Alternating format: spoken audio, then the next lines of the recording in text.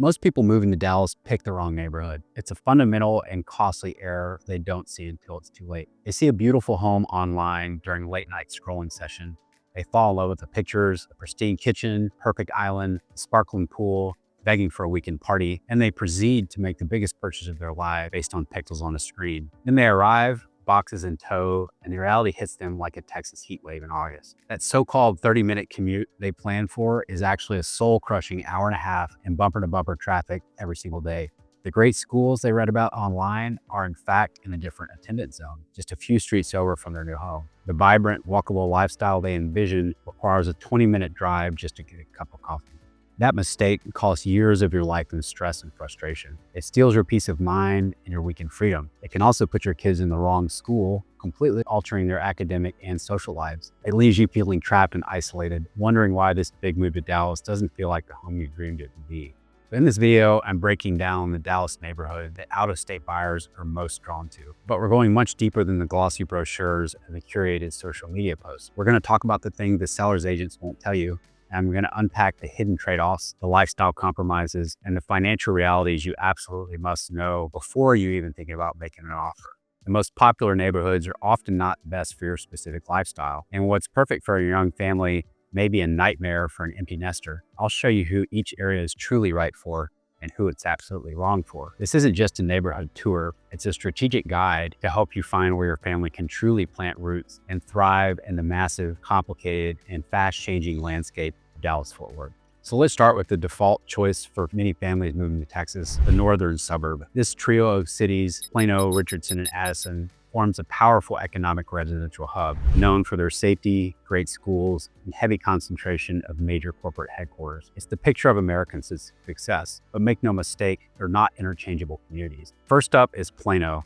often considered the gold standard for master planned suburban living. This area is built for families whose lives revolve around school activities, community sports, and a predictable, safe environment.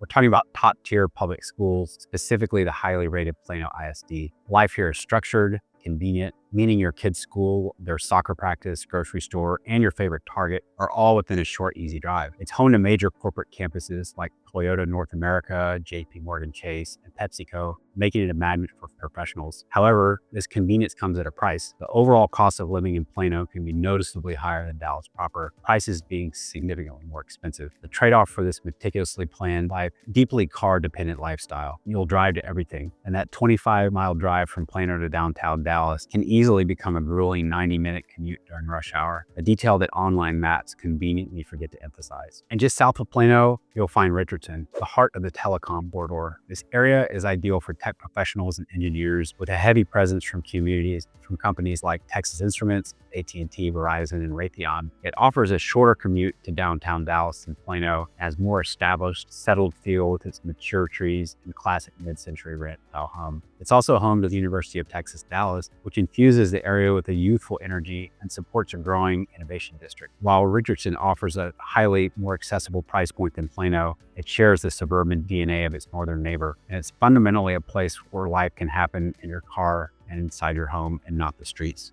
If you're looking for life outside your car or a neighborhood with a bustling, walkable core, this may not be your spot. Then there's Addison. In just 4.4 square miles, Addison packs over 200 restaurants, giving it one of the highest numbers of restaurants per capita in the entire country. This is the suburb for those who want suburban convenience but crave an urban social life. It's a hub for young professionals, singles, and empty nesters who want an active, entertainment-focused lifestyle without the maintenance of a large home. The town is famous for its large-scale events like Kaboom Town, Firework Show, and its massive Oktoberfest celebration. Housing here is dominated by apartment, condos, and townhome, perfect for a lock-and-leave lifestyle. However, you should absolutely avoid Addison if you're looking for a traditional single-family home with a big backyard. This is not the place for swing sets and neighborhood cookouts. It's for happy hours, gallery openings, and weekend festivals. If the idea of brand new construction and endless beige subdivisions leaves you cold, the authentic lived-in charm of East Dallas may be your perfect fit. This is the postcard version of Dallas, with historic homes, giant oak trees that form canopies over the streets, and a powerful sense of community. But be warned, This character comes with a premium price tag and its own set of significant trade-offs. This area is perfect for buyers who value unique architecture and an active, outdoorsy lifestyle. The crown jewel of East Dallas is Lakewood, defined by its access to White Rock Lake. This massive urban oasis is a playground for the city, offering a trail of over 9 miles for running and biking, and clubs for sailing and kayaking. The neighborhood is adjacent to the beautiful Dallas Arboretum and characterized by its stately and diverse architecture, including Tudor, colonial, and Spanish-style homes. And just next door is the M Streets, a designated conservation district famous for its meticulously preserved 1920s Tudor cottages and a strong front porch culture. This isn't just a saying, it means neighbors know each other, kids play in the front yards, and there's annual neighborhood parades for holidays like the 4th of July. But living in a conservation district means there are strict rules about what you can do with the exterior of your home to preserve the area's historic character. This protects property values, but it can also be a significant headache and expense if you're planning major renovations. So who should avoid East Dallas? Well, first, steer clear if you want brand new, modern home or you're on a tight budget. These are historic homes and beautiful, but often require expensive ongoing maintenance. Think foundation issues, plumbing problems, and drafty windows. And while the local public schools are beloved by the community, many families in the area ultimately budget for an extra $20,000 to $40,000 per child per year for private schools. This is a major financial factor and is often overlooked and can dramatically impact your cost of living. Now, here's where out-of-state buyers spend the most money and sometimes get the least lifestyle in return. Welcome to the 75225, 75229, and 75230 zip codes. This is Preston Hollow, a name synonymous with Dallas power, wealth, and influence. This is where the sprawling estate sits on large, secluded lots home to captains of industry, sports icons, and even a former U.S. president.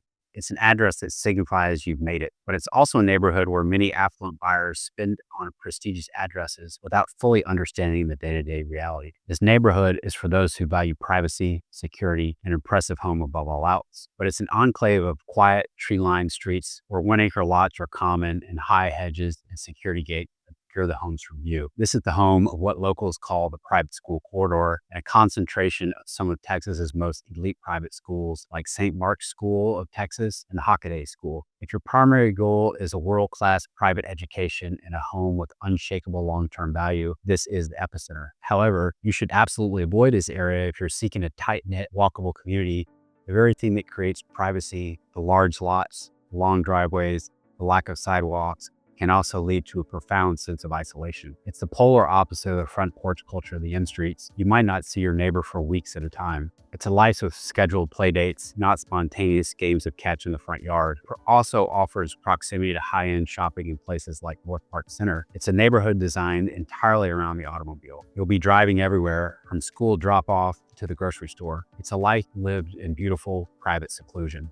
And now, for the part of Dallas where being right by one street can change your entire experience. South of the Trinity River lies Oak Cliff, one of Dallas's most dynamic and culturally rich areas. It offers a style that is rapidly disappearing anywhere else in the city. A blend of historic charm, artistic energy, and authentic community. For the right person, it's a diamond in the rough.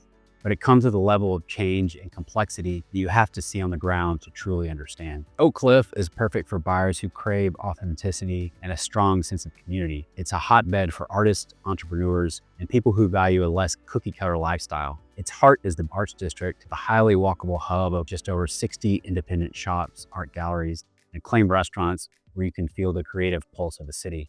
The house is just as diverse, with charming 1920s bungalows in areas like Kessler Park, mixed with modern new builds popping up on adjacent blocks. However, you should avoid Oak Cliff if you're risk averse, because the area is a major epicenter of gentrification. This is not a theoretical concept here, it's a block by block reality. A beautifully renovated street with charming cafes and boutiques can be just a few blocks away from an area with neglected properties and a very different economic reality. This dual reality creates incredible opportunity and significant risk. Get your location right and you can see significant appreciation and live in a truly unique community. But you get it wrong by just a few blocks, and you might spend every day questioning your decision. This is absolutely not a neighborhood you can buy entirely based on online research. You must do on-the-ground homework, driving the streets at all hours and talking to locals in coffee shops and bookstores.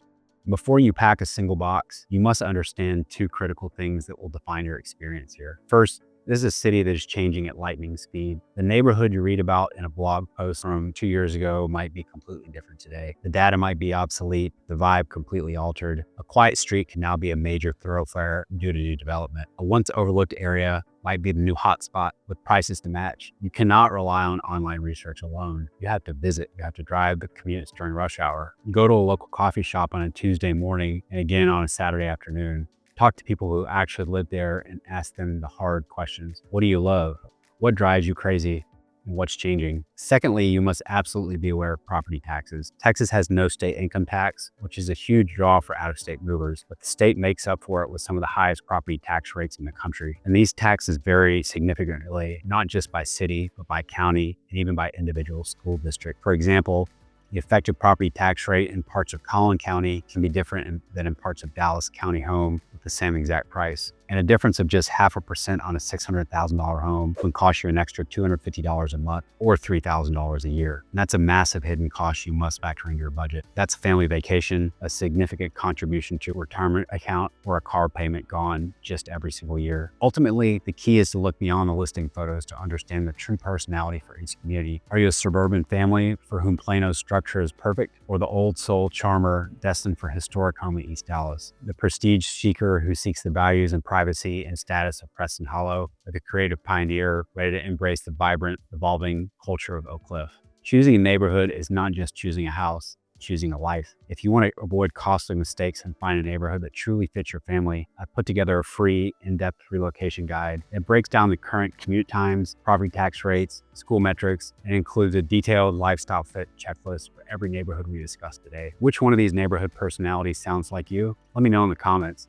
I read every single one, and if you found this guide helpful, subscribe and hit the notification bell for more content designed to make your move to Dallas a massive success.